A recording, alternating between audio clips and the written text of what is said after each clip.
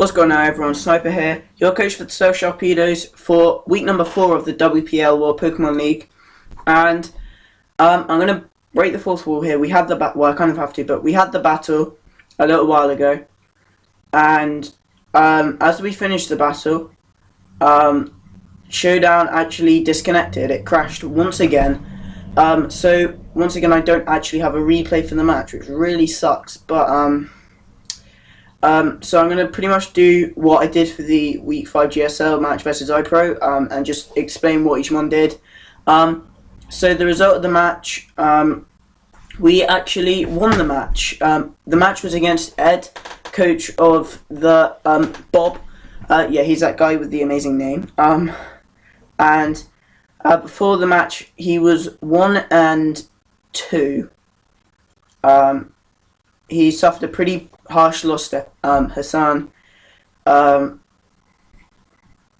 Week 1, he beat Jack. Week 2, and week 3. Actually, he's only now he's 1-2 because him and Draco were actually busy throughout the whole week. They would have done it this week, but Drake's actually gone away. So, and I think he's back today, which is the day I'm recording. And yeah, he should be. They should be battling very, very soon. But yeah, so he's now 1-2, and he's either going to be 2-2 or 1-3. We are a bit behind on matches, which sucks because because I'm going away again because I have some stuff, like I have to go to hospital on Tuesday, Wednesday because of my back, and then depending on what happens, Saturday, Sunday, maybe Friday, maybe Monday. If they said like I've got an appointment for Tuesday, Wednesday, well I have to go up Tuesday, and then I think I stay overnight, which really sucks for Tuesday, but I can't really keep this up, like this pain I'm going through, but you know, it's not really anything to talk about in this video, and not anything I need to address just yet. But yeah, he has a pretty good team. If I just if I actually find his team real quick, that's his team, and if I just move the thing across, it's not actually going to fit the whole screen, so I kind of just scroll across.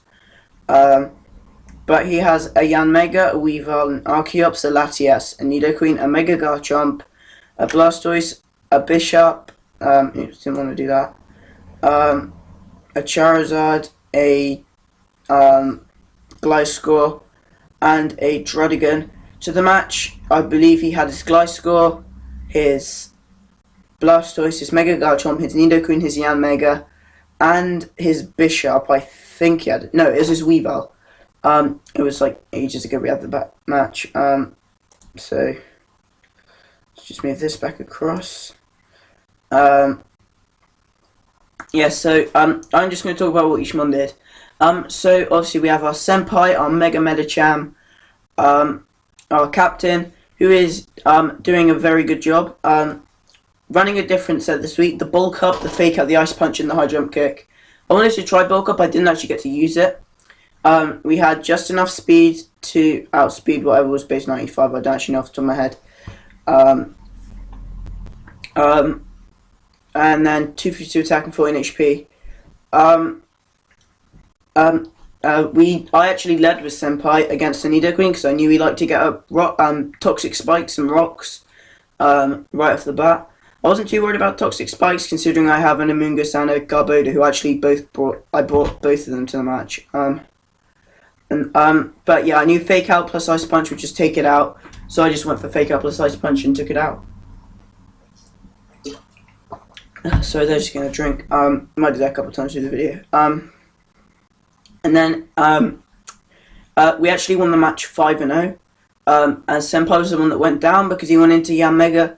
I calced and Air Slash didn't actually kill, and he got the crit with Air Slash, and I was like, damn, because he was going for Protect. So I went for the bulk up, and we got to +1, and then I was like, right, I can just sweep now, and I clicked Ice Punch, but because of the speed boost, it's going to outspeed us, and then yeah, he got the crit with air slash. I mean, he could have flinched, but then it would have been hacks anyway, so it sucks, but it didn't really affect the factor of the match too much. So we went 1-for-1 with Senpai. Then we have MVP Dr. Fungi, our Amoongus. Bit of a different set, bit of a weird one this week. We had the Black Sludge Regenerator, Spore, Giga Drain, Clear Smog, and HP Ice. HP Ice because he has a very, very ice weak team. Clear Smog was there because I know he had the Mega, and I know he really likes to set up with whether it be his Garchomp or his Bishop, especially since he had access to Defiant. That's why I didn't bring Salamence with Intimidate, because he had Defiant there. I mean, I could have had Scarf Moxie, but I didn't really love the way it matched up, especially with that Weavile, which can either Pursuit Trap me or just go for an Ice Shard and just take me out. I had even defense EVs with the remaining 156 in special attack. But I had a Bold Nature because he has a more physical team. Dr. Fungi, I think, went 1-0 this game. It got the final kill at the end of the game against, I want to say it's a Gliscor, but I don't actually know. But we did get the kill on it. We did get a kill. Yeah, Dr. Fungi actually put in quite a bit of work. I believe now it's at 8-2, which is really, really good. 8 kills, 2 deaths. Yeah, I'm really, really adjusting to Amoongus. I've used it a bit in standard play now that it's in OU. I've never really played RU. I don't really play the lower tiers. I play mainly OU and quite a bit of UU. But, you know, not a whole lot. Yeah, so Dr. Fungi actually put in quite a bit of work. And then we have Polar Eclipse, our Starmie. A more bulky set, we're actually running a physically defensive set. Which was a bit weird, but I kind of wanted Starmie to really be able to eat that up. And I didn't run Assault Vest because I really wanted to have Recover on there, because I could kind of just recover stall things, because it pairs really nicely with my Garbodor. Actually had Toxic Spikes.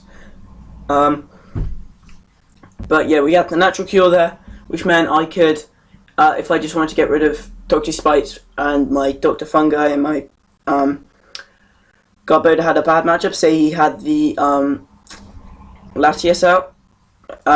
Yes, Latias. And like, say you just gone for Draco and taken something out, then I can just go into this thing, get the Toxic Spikes away, or well, I'll take toxic damage, but then I can Rapid Spin, and since he doesn't have a spin blocker, I just Rapid Spin, then I can recover and just switch out and get rid of the poison / toxic damage. And to sum up how Starmie did, it's pretty easy. Starmie didn't actually appear in the battle, so that was a pretty easy one because he didn't actually get hazards on the field, and I didn't really feel the need to go into it. Yeah, so moving on. We have Beef here, our Mamoswine, holding the Choice Scarf once again with Thick Fat. We got Icicle Crash, Earthquake, Stone Edge, and Knockoff. I'd mainly be clicking Icicle Crash. Excuse me. I didn't really feel the need to put any speed in, because I knew I wasn't going to really outspeed the Weavile without putting in a ton of investment, and same thing with the Yanmega with speed boost. But having Thick Fat, I knew I could eat up ice hits, and the Yanmega couldn't actually do anything to us anyway. I mean, it could have Bug Buzz, but I wouldn't have really done a whole lot. He could have Slash, that wouldn't have done a whole lot. Yeah, so Mamoswine, again, he went 1-0. He got the kill on the Mega Garchomp, because what happened is I had my Garbodor in, and I switched out, switched back in, I switched out and switched in Dr. Fungi, as he went for an Earthquake, and I was like, okay, another Earthquake's gonna kill me. Mamoswine can take one, and then outspeed and fire off an Icicle Crash and take it out. And he actually went for Fire Fang, which worked out even better. But, it was a bit weird, I don't know why he went for Fire Fang if Earthquake just does more to my team. But because I had Thick Fat on there, we could eat that up and then just fire off an Icicle Crash and take it out. Yeah, so Beef did pretty well this match, getting I believe his first kill. yeah, got his first kill. So that's pretty good. Then we have PK's mixtape making its debut with the Rocky Helmet aftermath. Alcohol Buddha was holding Spice Toxic Spice Drain Punch and Payback. As soon as that Nido Queen was gone, I sent this in as soon as Senpai got taken out. And I set up the Toxic Spikes. Then I just went for a Payback and took out the Yamanga. So again, we went 1-0. So PK's mixtape also went 1-0 this game. So that's 4 kills so far. 1 on the each one that actually appeared in the game. We had 252 in Spadef with a careful nature, 182 HP and 64 in defense. Just meant I could eat up Dragon Claws a bit better, Icicle Crashes a bit better. And then obviously, if they have life, if he was running Life Orb Weave, I eat them up better, which means Life Orb's taking them down low. And then if he went for like knockoff, then or something that made contact, like I think he's been running Ice Punch a lot more actually. He hasn't actually run Icicle Crush. I think he doesn't like the chance of missing. So if he went for Ice Punch, he takes Rocky Helmet damage, and then if he takes me out, he's losing what, a quarter of his max HP. So yeah, PK's mixtape actually put in a decent amount of work, hoping it can do more with those Toxic Spikes and killing the Yamega. And finally, Farion, probably the MVP of this match. Choice specs with Pixelate, with Hyper Voice, Psyshock, Hidden Power, Fire, and Shadow Ball. I was literally just, all I had to click through the whole game was Hyper Voice, because apart from Special Defensive Blastoise, it couldn't really wall anything. I think that's what, Dr. Fungo got the kill on the Blastoise, because the Blastoise is actually a little bit of an issue. It walled a lot of my team, especially since I didn't have Senpai, I could just fake out a jump kick, take it out. Because he had a really interesting set on his Blastoise. He was especially defensive, and he had Yawn, Scald. No, he had Yawn, Aqua Jet, Scald, and Iron Defense. No, he didn't. He didn't have Scald. He didn't have Aqua Jet. Why did I say Aqua Jet? He has Scald, Rapid Spin, Iron Defense, and Yawn. So he'd put something to sleep or do it and force a switch, and they could get up an Iron Defense, which is actually really smart. However, Dr. Fungo is just amazing, and Farion pretty much scared it out. As it was choice specs, he got 2 kills. The kill on the Weavile and the kill on the other thing, which he had, which wasn't his bishop. I can't remember. I'm gonna have to have a look. Which sucks. I have to move my thing across. Oops, I keep moving things. The Glycol. Let's go back onto here. There we go. So yeah, sorry about this again. It really sucks. But we did get the 5-0, so that moves us to 2-2 plus 7, which is really, really good. It puts us second in our division. But again, because Jack went on holiday for a bit, he hasn't had the chance to play Hassan, which means I haven't had the chance to play Hassan for week 5.